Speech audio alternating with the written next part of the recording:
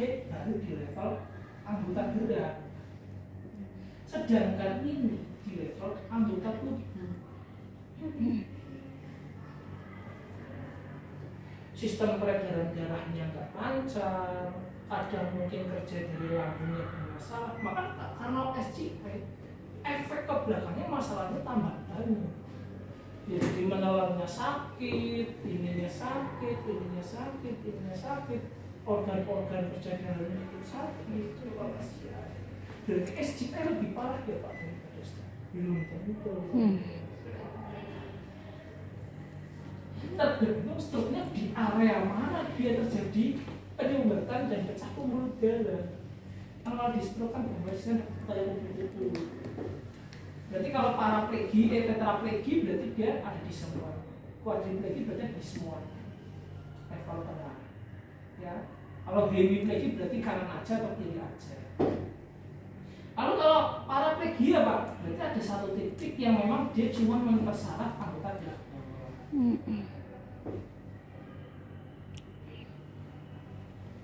Makanya kita nggak bisa menentukan orang stroke itu maunya kita mau ditaruh di mana, nggak bisa.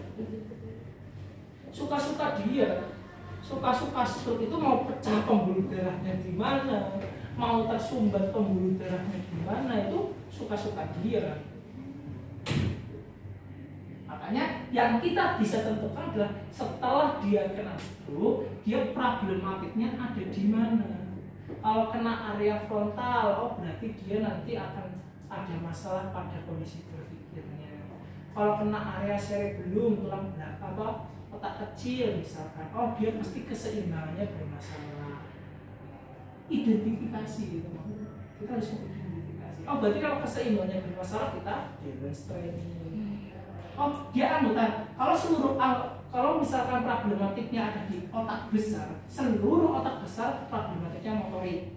Jadi kalau otak kanan yang kena, berarti anggota gerak kiri yang mengalami kelemahan. Entah itu kelumpuhan, entah itu cuma kesemutan kedua tungkai, berjalan susah, ngangkatnya berat dan lain sebagainya.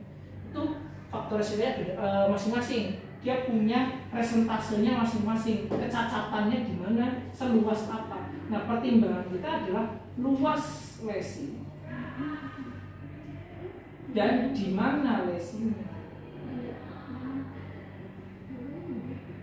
Luas lesi berarti seluas apa nih pecahnya atau penyumbatannya, atau dia di mana nih, otak besar, otak kecil, atau brainstem. Oh di otak besar di area mana? Area frontal, parietal, transversal. Oh iya, berarti kemungkinan dia ini. Dari situ teman-teman kita mengidentifikasi kondisi pasien stroke. Nah kalau di SGI, kalau misalkan dia kenanya di TH1, misalnya TH4 misalnya, berarti problematiknya mulai dari mana? Ya, berarti mulai dari perut. Mungkin sistem pencernaannya bermasalah, BAB-nya bermasalah. Kemungkinan kalau SGI pasti anggota gerak bawah kena. Pasti anggota gerak bawah kena. Di level manapun. Mau dia cervical sampai lumbar pasti kena anggota gerak bawah. Karena prinsip lesi pada ini adalah kerja putusnya sensoris mulai dari ujung sini ke ujung bawah. Kalau kenanya di sini berarti dari sini ke sini. Dari sini ya ke sini. Saya bisa dipahami ya, kayak dengan disease itu sendiri.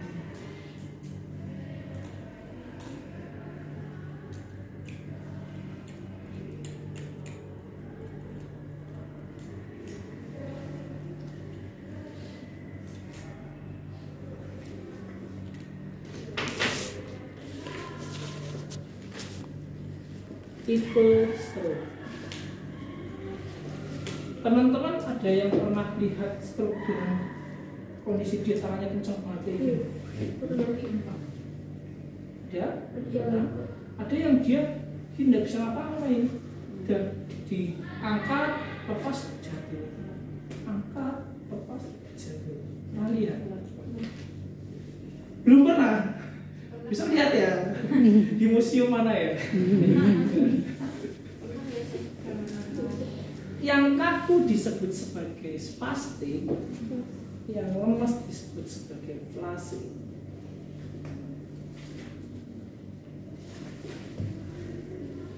Hipertonus, hipotonus. Yuk,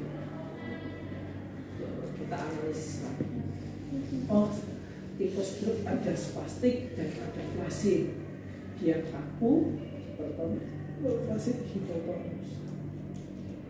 Dia bukan menurun ya, kekuatan ototnya bukan menurun. Tidak ada kekuatan otot.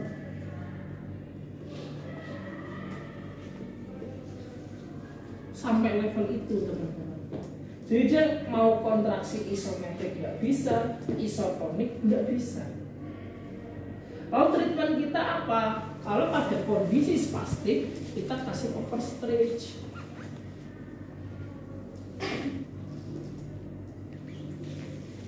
Dorong. Ya pokoknya kalau dia kaku ya udah kita overstretch. Ya, maksimalkan pada overstretch. Lalu apakah pada itu aja? Ada beberapa overstretch yang diperlukan adanya toleransi. Loh, kok ada toleransi, Pak? Loh, kalau toleransi di sini kita akan kaitkan dengan apakah dia ada atrofi atau tidak. Ototnya sudah mulai mengecil atau enggak? Nah, ini baru 2 hari pasiennya, terus kemudian dia mau dilakukan overstretch tapi ragu, perlu nggak dilakukan pemeriksaan antropometri? Pada dasarnya dia baru 2 hari, 2 minggu. Apakah dia mengalami atrofi? Nggak bisa disebut sebagai atrofi juga kalau baru 2 minggu. Kalau sudah menahun, kita bisa sebut sebagai problematika di atrofi. Makanya ada pemeriksaan yang kita sebut sebagai antropometri. Nah, nanti ada pemeriksaan tambahan. Itu yang perlu ditoleransi. Lalu kalau flasik kita kasih apa, Pak? Stimulus. Kita kasih stimulus. Stimulusnya dalam bentuk electrical stimulasi. Yuk kita belajar electrical stimulasi dulu. Sudah dapat tentang electrical stimulasi? Sudah. Apa yang teman-teman ketahui tentang electrical stimulasi? Yakin banget sudah lah. Apa yang sudah teman-teman ketahui tentang electrical stimulasi? Untuk menstimulus otot seperti SWDT. IR apakah disebut sebagai electrical stimulasi? Bukan, itu electrophysical agent tapi bukan. MWD, SWD apakah disebut sebagai electrical stimulasi? Bukan, enggak sih. Untuk nyeri enggak itu. Apakah US disebut sebagai electrical stimulasi? Iya, tak tunjukin. IR, SWD dan MWD disebut sebagai heating. Heating ya. Dia menghantarkan hangat, ya. Tapi kalau IR, saya tidak yakin terkait dengan evidence base-nya. Belum dapat. Setahu saya, IR cuma terasa panas di kulit, tidak ada efek terapeutik. Tapi kok banyak ya di rumah sakit dikasih IR, asalnya kenakal. Kesimpulan saya itu adalah psikologi efek. Iya, psikologi. Itu kesimpulan dasar saya. Karena saya tidak menemukan evidence base-nya. Kalau teman-teman dapat evidence base-nya boleh konfirmasi. Lalu MWD dan SWD dia memberikan kehangatan di level Dalam. lebih dalam dari subkutis. Sehingga dia dapat memperbaiki jaringan.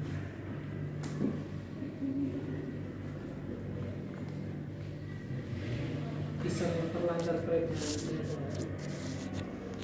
Syaratnya penggunaan ini harus ada penghalangnya, pakai handuk, pakai baju. Karena apa? Kalau di kulit dia terasa hangat, jaringan di dalamnya lebih panas daripada di kulit, sehingga sampai itu perantara. Nah, kita kembali ke electrical stimulasi. Electrical stimulasi yang seperti apa yang bisa digunakan pada kondisi tersebut?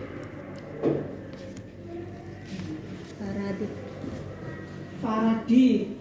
Apakah Faraday itu bisa digunakan untuk kondisi klasik? Bisa. Apa efek terapeutik pada Faraday?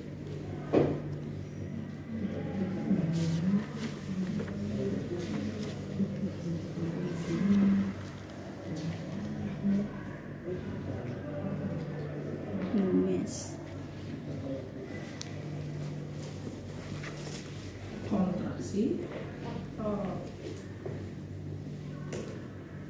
Bisa Pak, kita ulas sedikit tentang electrical stimulasi ya. Kita belajar sedikit tentang electrical stimulasi. Teman-teman pernah dengar nggak kalau electrical stimulasi itu terbagi menjadi dua? Ada yang namanya CDC, ada yang namanya IDC. Benar? Constant direct current interrupts direct current. Pernah dengar nggak? Tapi kalau gambar kayak gini pernah lihat dong.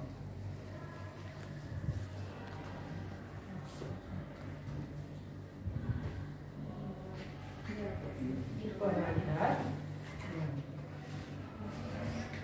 Ini disebut continuous, yang dimana itu adalah constant direct current dan ini adalah interrupt direct current.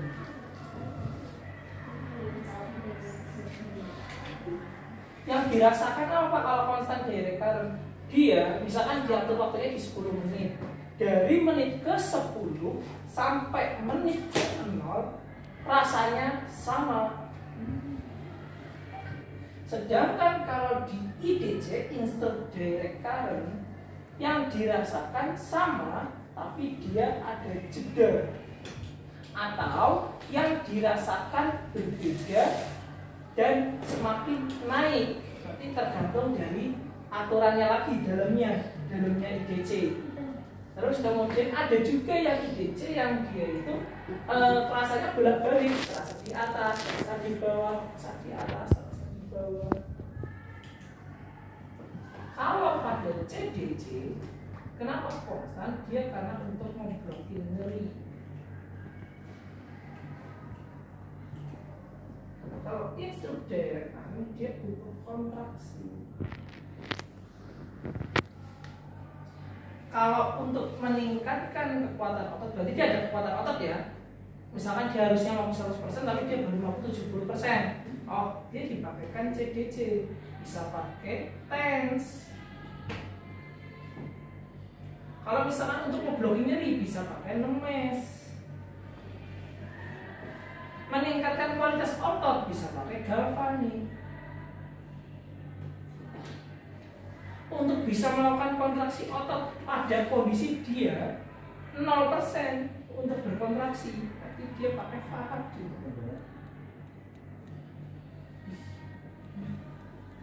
Atau dia mau meningkatkan elastisitas pada otot, kita bisa pakai boost. Atau tekniknya lain, dan berbagai macam sebagainya. Pertanyaannya, kalau kita pakai Faraday, berarti menggunakan berapa Hz? Pernah dengar Hz? Pernah. Berapa Hertz pada kondisi klasik? Kasih pilihan, ada 100 sampai 150, 50 sampai 100, 20 sampai 50, 1 sampai 5, 5 sampai 15, 15 sampai 20. Yang mana? Berapa hertz? 20 sampai 20 40 sampai 50. 50 sampai atas. 50 sampai 100. 15 sampai 20. 5 sampai 15. 5 sampai 15. 15 sampai 20. 1 sampai 5. Apa sih hertz itu? Manifestasinya pada apanya sih? Teman-teman kan lihat, kalau misalkan dia hertznya ada di 1 sampai 15, dia berarti gambaran strum yang dirasakan begini gambarannya. Rasa tinggi, jeda, rasa tinggi, jeda, rasa tinggi, jeda, rasa tinggi. Jedanya lebih panjang. Lalu kalau 150 sampai 150 Hz, berarti kayak gini. Gitu aja. Berarti dia sampai nggak kelihatan jedanya. Ada jedanya tapi sampai nggak terasa, cuma terasa aja. Nah, pakai yang kayak gini apa yang kayak gini? Yang banyak jedanya. Nah, yang ada jedanya panjang. Kalau nggak ada jedanya panjang, dia cuma kerasa aja. Oh, kerasa strum. Iya, rasa kesemutan, iya, rasa kesemutan. Tapi kalau ada jedanya panjang, dia keangkat, turun, keangkat, turun. Kita kembali ke kuliahnya Budika dulu. Teman-teman, kuliahnya Budika, penggunaan electrical stimulasi di mana? Metode apa? Iya kan facial. Tadi yang berapa? Ada berapa elektroda pada electrical stimulasi? 4. Hah? 2. 2. Oh iya 2. Ada apa aja? Ada Positif dan Ada positif dan negatif. Yang ditaruh di leher itu positif apa negatif? Positif. Positif negatif. Ini positif. Yang Yang Yang warna di- merah apa yang merah? Merah tuh yang positif. Berarti apa? positif. Negatif. Merah positif. Merah positif. Berarti kelas 11 salah berarti. Nanti ribut tuh. Lihat videonya di dia dulu. Merah positif. gimana sih juga? Kemarin dia berpasi. Aliran pada konstan Yang berbasis electrical apa yang mana? stimulasi itu dari positif menuju negatif atau negatif menuju positif. Dari negatif menuju positif. Negatif apa sih? Negatif menuju positif, yaitu untuk bisa melakukan kontraksi dari Negatif. Negatif. yang satu ditaruh di mana? Sini. Di servikal. Nah, terus yang satunya lagi ada di mana? Yang di Wajah. Pointernya ada di wajahnya kan? Tergantung area yang lesi. Ya, kalau dia miringnya kayak gini, Berarti ya yang disetrum yang kanan atau yang kiri? yang kanan. Yang kanan? Iya. Iya. Hmm. Iya. Iya. Kan yang kiri yang sehat. Ini saya. Kalau stroke itu kan Ini yang turun. menceng ke bawah, tuh yang kanan. Iya yang kanan. Yang kanan. Apa yang mendulur? Iya. Ini bisa berkedip. Iya. Iya. Kanan kanan. Yang kanan. Kanan. Yang kanan. Kenapa? Karena dia mengalami masalah. Karena dia lesi. Apakah yang kiri tidak ada masalah ketika pada garis palsu? Tidak. Bisa jadi. Tidak. Tidak. Kan kalau dilihat dari bentukannya kan dia nggak, yang kiri itu sehat, yang kanan itu baru yang ada masalah. Jadi Ya begitu. Tapi kok sebelah kiri gak ada masalah berarti? Dia berarti ada lesi yang kanan ya. Iya. Ya, drop ya. Kalau dia drop lemah disebut sebagai weakness. Yang kiri gak ada masalah. Enggak. Wajah kiri dia pasti kenceng. Kenceng ini disebut sebagai tightness. Ada prinsip kerja otot itu disebut sebagai muscle imbalance. Kan dia turun kayak gini, ya turun kayak gini. Nah yang ini kenceng nih. Dia nahan kenceng. Kenceng inilah yang disebut sebagai tightness. Makanya dia target poinnya adalah di massage. Bahaya itu kamu pijat, kalian masih bisa mengerjakan. Pada kondisi beres palsi kalian pasti bisa mijat. Jangan khawatir. Tapi pada kondisi weakness, dia harus dikuatkan kan. Kayak tadi pada stroke, dia kan lemas, ya kan, harus dikuatkan, distimulus. Karena dia juga menggunakan arus Faraday. Lihat nggak ketika dikasih pointer di pajarnya dia dik dik dik dik, ada getaran dik dik dik dik gitu. Ada nggak itu? Kan aku normal. Matanya ada ngangkatnya gini loh. Tiba-tiba ketika di pointer. Ada nggak? Kalau cuma rasa aja berarti ini salah. Kemarin cuma keras aja tuh. Ada gerakannya enggak? Waktu ditempel, Aku terus tuh- dia dik dik dik dik dik dik gitu. Kan Iya, soalnya kita pakai itu padnya itu bukan pakai pad. bukan pad. Kita bukan pakai pad. Bukan pakai pointer ya? Iya. Tapi pakai pad, sama aja. Sama aja. Yang penting Tapi- itu harus positif negatif. Benar ada gininya enggak? Enggak ada. Enggak ada. Berarti harusnya salah. Gitu. Kalau terasa iya. Terasa iya. Iya terasa Tapi banget. kalau tidak ada kontraksi, berarti dia salah. Kalau dia positif sama negatif, dia cuma ada rasa. Tapi kalau dia negatif dengan positif, dia ada kontraksi. Gitu. Kalau dia ditempel di sini negatif, kemudian yang di sini positif, maka dia ada kontraksi. Dia ada getaran begini. Kalau ditaruh di sini berarti matanya gini. Itu. Nah, pada kondisi stroke itu negatif di leher, positifnya ada di pergelangan tangan. Jadi dia bisa gini. Kalau misalkan ditaruh positif di sini ini negatif, itu cuma terasa aja. Sampai intensitasnya full, sampai dia kesakitan, dia nggak akan gini. Targetnya adalah pada stimulus saja, tidak sampai level kontraksi. Terus kalau pada kondisi Bell's palsy waktu dikasih itu, dia waktu itu ditanya enggak apa namanya, sakit enggak, Sakit. kencengan enggak, itu disebut sebagai intensitas. Tinggal putarannya berapa persen.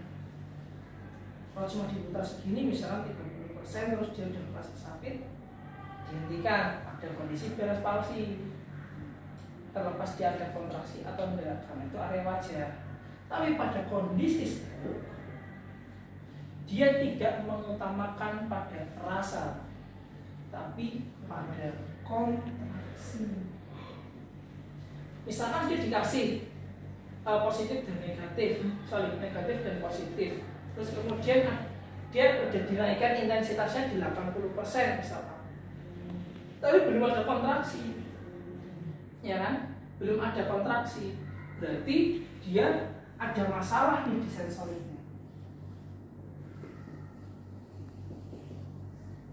Bahkan sampai level 100% dia nggak kontraksi, berarti sensor motoriknya bermasalah.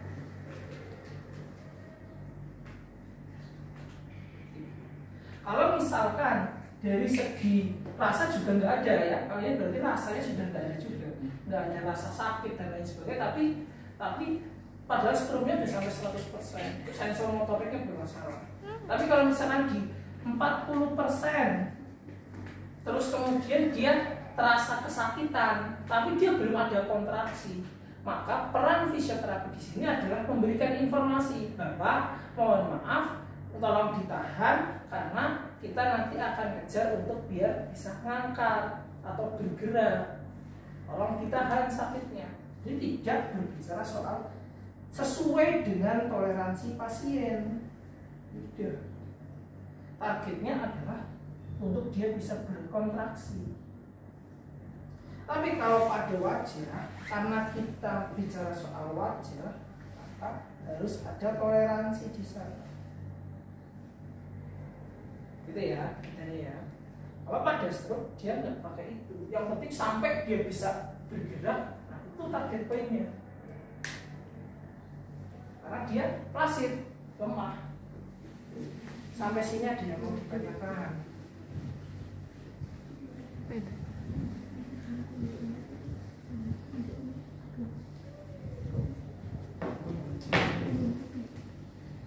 Kita lanjut di faktor resiko. Faktor resiko itu ada yang dapat dimodifikasi, ada yang tidak dapat dimodifikasi.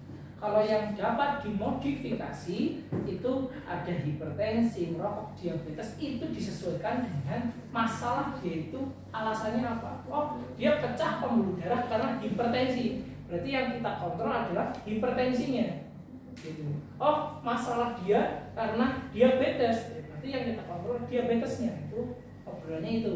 Tapi kalau yang tidak dapat dimodifikasi itu ada umur, berat badan, ras, riwayat, sampai dengan jenis kelamin. Tapi jenis kelamin sekarang udah bisa dimodifikasi dengan adanya transgender. Jadi bisa dimodifikasi. Tadi kan kelas 11 juga bilang berat badan juga bisa dimodifikasi Pak. Sekarang ada cutting lemak.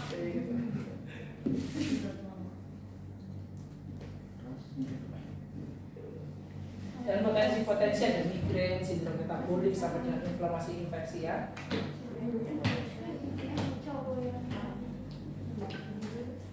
Ini kondisi simptomnya. Terus kalau ini adalah pemeriksaan fisioterapi yang diberikan di segala kondisi, ya. Dalam artian di segala kondisi ini pemeriksaan fungsi gerak dasar, mau dia sehari, mau dia 2 hari, setahun, 2 tahun, 3 tahun, seabad, itu dikasih oleh fungsi gerak dasar, sensorik, motorik, dan pemeriksaan fungsional. Keempatnya ada di semua lini. Ya, untuk fungsional dari Bartle, skala Ashworth, fungsional independent measure, sampai dengan stroke specific quality of life score yang terakhir ini saya belum pernah lihat formnya. Jadi kalau teman-teman lihat bisa konfirmasi ke saya. Saya pengen lihat juga stroke specific quality of score itu seperti apa. Oke, itu adalah pemeriksaan dasar yang harus diberikan pada fisioterapi. Ya, pemeriksaan fisioterapi yang diberikan kepada stroke. Nah, pada kondisi ini itu tidak semuanya diberikan ini saja. Misalkan dia baru sehari 2 hari, teman-teman bisa tambah dengan hasil pemeriksaan FAS, PGS, atau dia sudah menaun kan berarti sudah ada atrofi. Kalau dia ada masalah atrofi, berarti kita harus target poinnya adalah apa? Berarti menjaga kualitas otot agar tidak tambah mengecil, kan kayak gitu. Kalau dia baru berbulan-bulan, kita cek LGS-nya, lingkup gerak sendinya, ya pakai apa? Goniometer. Nah, itu tambahan-tambahan sesuai dengan kondisi yang diperlukan. Oh, dia pada level break, pada level keseimbangan. Oh, kita cek pemeriksaan keseimbangan. Pemeriksaan keseimbangan variasinya kan banyak, ada yang otot terbuka, otot tertutup, kemudian single leg balance dan lain sebagainya. Oh, dia bermasalah di area berpikir. Oh, coba kita ajarin dulu 2 tambah 2 berapa dan sebagainya. Saling. Nah, ini adalah terkait dengan rehabilitasi pada stroke, ya. Dan ini disesuaikan dengan kondisi pasien. Pasien ini pada level apa problematiknya. Kalau dia mengalami penurunan kekuatan otot, berarti kekuatan ototnya ada, tapi nggak 100%. Berarti kita bisa kasih strengthening. Atau dia pola jalannya di awal, biasanya pola jalan paling kelihatan. Jalannya aneh gitu, berarti walking terapis. Sudah dapat tentang gait analisis. Ada berapa fase pada gait analisis? 2. 6 fase, ada apa aja 6 fase? 2. Free swing sama stand swing. Itu kan bagian-bagian dari free swing sama Fasenya itu ada 2. stepnya ada 6.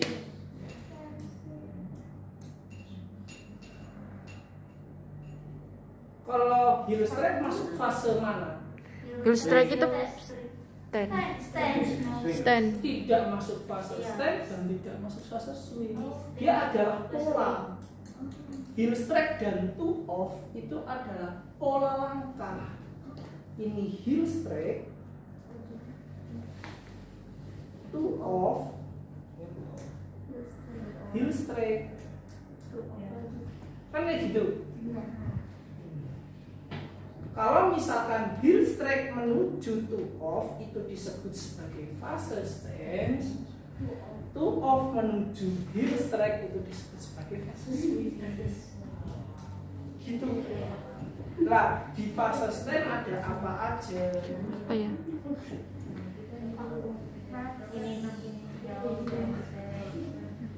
Ada initial kontak, loading respon, mid stand, Terus terminal stand, press swing. Kalau di fase swing ada apa? mid Initial swing, mid swing sama terminal. Press swing itu maksud punyanya stand. Nah dari sini kita bisa analisis teman-teman. Kalau ada orang stroke jalannya gimana? Nah dia kehilangan fase apa? Dia bisa swing. Stand-nya di fase mana? Di bagian apa? Gimana Pak? Ini loh yang Inisial kontakmu. Dia kan nggak gini. Dia langsung mid swing. Jadi dia kehilangan fase inisial kontak. Kalau di inisial kontak dia hilang, berarti kelemahan ototnya ada di mana? hamstring. Hamstring. Hamstring. Dominannya ada di mana? Dominasi ototnya. Set. Tapi kontraksi kuatnya ada di mana? Ini enggak sih? Sini enggak sih? Ada orang yang berjalan ini apa? Stroke-nya. Dia hilang fase swing. Jadi problematiknya ada di mana? Hamstring. Gluteus. Gluteus dan quadricep. Kalau dia kehilangan ini, nah itu teman-teman bisa analisis dari sini.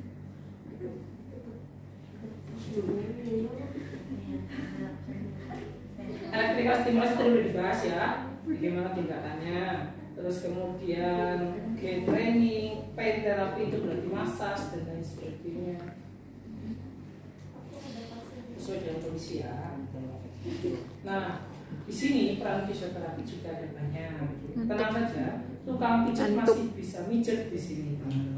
Ada massage, ada latihan-latihan yang lain, yang mobilisasi dan lain sebagainya. Di gambar baris kedua itu diposisikan tengkorakan. Nah itu kayak seperti teknik yang namanya kita sebut sebagai new bubat konsep. Nono dalam bubat kan sama Bu Rizky? Iya Pak. Belajar apa sama Bu Rizky tentang bubat? Posisi pasien terlentang. Tujuannya untuk apa bubat ini? Tujuannya untuk apa sih? Merangsang sensori. Terus sama lagi. Melatih kemampuan kognitif. Meningkatkan tonus otot. Tingkatan tonus otot ada lagi. Menjaga untuk tidak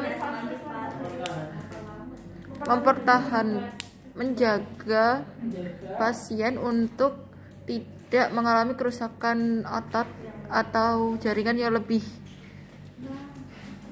Dibahas nggak tentang inhibisi, fasilitasi, dan proprioceptif? Kesemua itu masuk dalam komponen inhibisi, fasilitasi, proprioceptif. Oh. Kita tarik jauh ke masa lalu. Oh iya. Siapa penemu boba? Laki-laki atau perempuan? Laki. Laki, perempuan, Lagi. jangan transgender. Bobat. Namanya siapa? Bobat. Pak Bobat. Jangan-jangan Bobat. Bobat. Bobat. Sesuai namanya. Namanya Berta Bobati. Bobat. Laki-laki atau perempuan? Perempuan. Perempuan. veteran Apakah cuma beta bobat yang menemukan bobat? Karel Bobat. Karel bobat itu Ada siapa? Adiknya, saudaranya. Dia adalah suaminya. Oh iya. Terus yang menemukan siapa? Beta bobat. Secara prinsip beta bobat. Kalau ditarik dari sejarah dulu itu beta bobat itu kan adalah seorang fisioterapis pediatri. Karena dia ngerjain kondisi pada pasien cerebral palsy. Dikerjainnya pasien, dia nyoba coba tak tengkurkan sama tak latih untuk merangkak. Mungkin tadi ada yang pasien untuk latihan merangkak kan? Tak coba tak merangkak lah. Loh kok ketika dilatih merangkak dia ada stimulus ngangkat kepala. Tapi saya nggak ngerti ini maksudnya apa. Konsultasilah sama suaminya seorang psikiatri ya, misalnya itu dia juga spesialis neurologis ya si Ishak ya namanya. Nah itu yang laki-lakinya suaminya itu terus kemudian itu di teoretikalku ada, itu di teoretikalku ada, saya belajar dari situ. Nah itu namanya teknik itu namanya inhibisi, itu namanya proprioceptif, itu namanya fasilitasi. Oh, berarti tujuan dari teknik tadi itu untuk menginhibisi, mempropriosepsi dan apa tadi? Iya, fasilitasi. Nah, sub-subnya itu tadi yang disampaikan sama teman-teman. Ya, ada yang menjaga, ada yang menyeimbangkan, ada yang ini. Nah, sepanjang perjalanan zaman, ya 10-20 tahun yang lalu, mulai ditemukanlah prinsip obat itu. Ternyata prinsip yang digunakan pada teknik obat itu adalah pada prinsip kerja postural dan ekstremitas. Berarti bisa no? Nah, sepanjang perkembangan zaman ditemukan teknik dua itu disebut sebagai new obat konsep. Sehingga new obat konsep dapat diaplikasikan di luar pasien pediatri selama dia ada masalah postural dan ekstremitas. Ada yang pelvic tiltnya menceng gitu ya, skoliosis kadang dikasih obat juga bisa. Itu yang terjadi tightness weakness pada kanan kirinya dikasih obat bisa. Nah, dia prinsipnya saja. Dengan beberapa tekniknya. Itu kalau berbeda. Selanjutnya ada pembicaraan tentang kondisi naikin turunin. Pada video kali ini saya akan coba untuk menampilkan video tentang kenapa sih fisioterapi ini harus memberikan tindakan agar pasien mampu mengkontraksikan ototnya, entah itu Allah.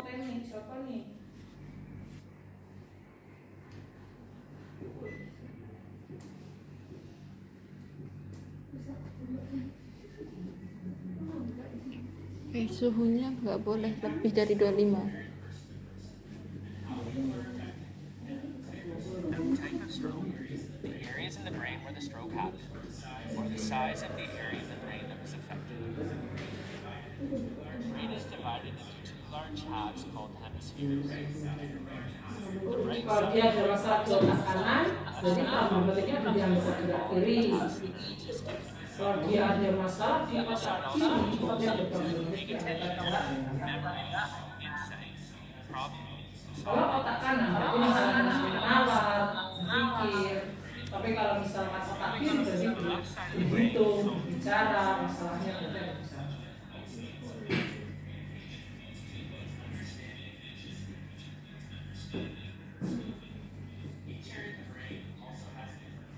Each area in the brain also has different functions.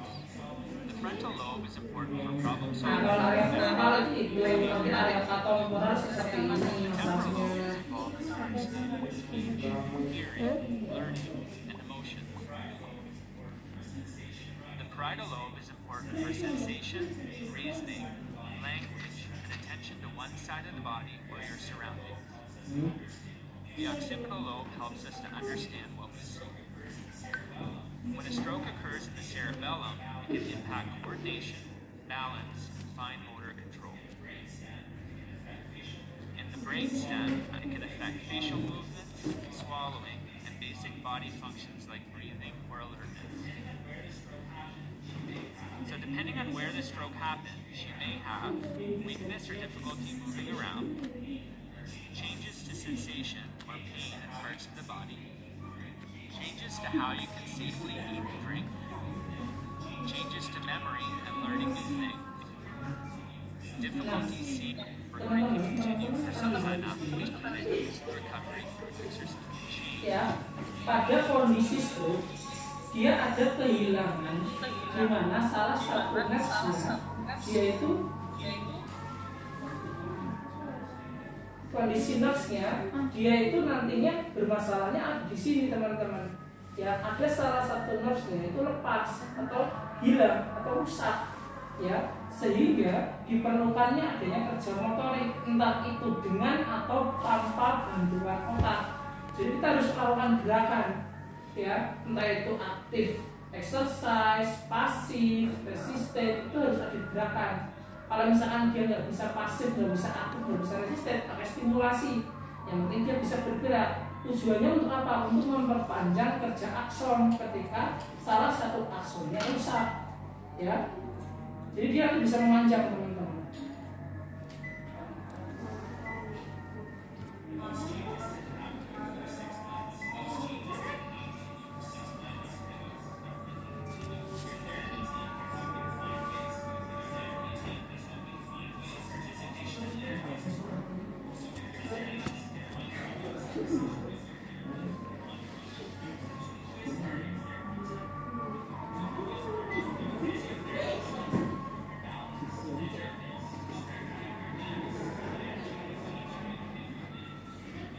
Dan ada berbagai macam tenaga medis lain yang berperan di sana. Ya, di video terakhir kali ini saya akan tampilkan bagaimana tindakan fisioterapi dikomparasikan dengan teknologi. Teknologi yang ditampilkan di situ menggunakan VR atau virtual reality, di mana dia baru bisa melakukan kontraksi isometrik. Jadi dia cuma bisa ada kekuatan isometrik, tapi dia nggak bisa bergerak. Tapi pada gambar yang akan saya tampilkan nantinya, di dalam virtual reality dia bisa nunjuk, tapi secara realitasnya dia cuma bisa kontraksi saja. Hasil dari dia bisa nunjuk itu diperlihatkan dari apa? Gelang yang ditempelkan di tangannya. Dia nanti kontraksi itu yang menstimulasi kerja dari otot apa yang bekerja.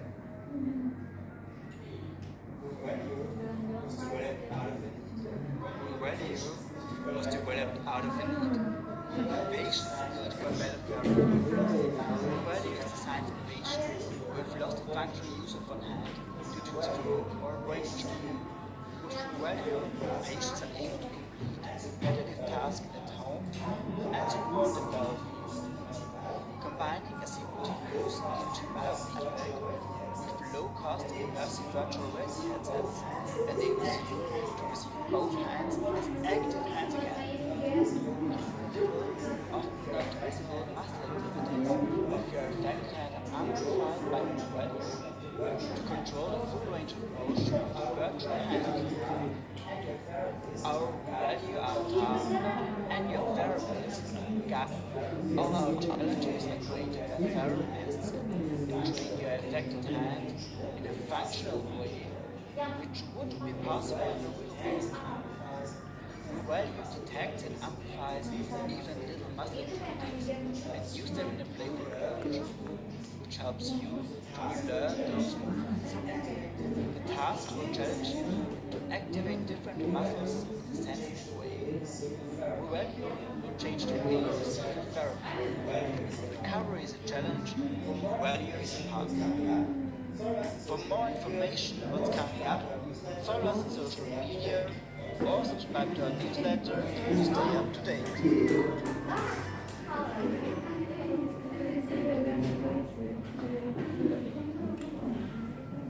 Itu teman-teman tentang fisioterapi pada kondisi stroke.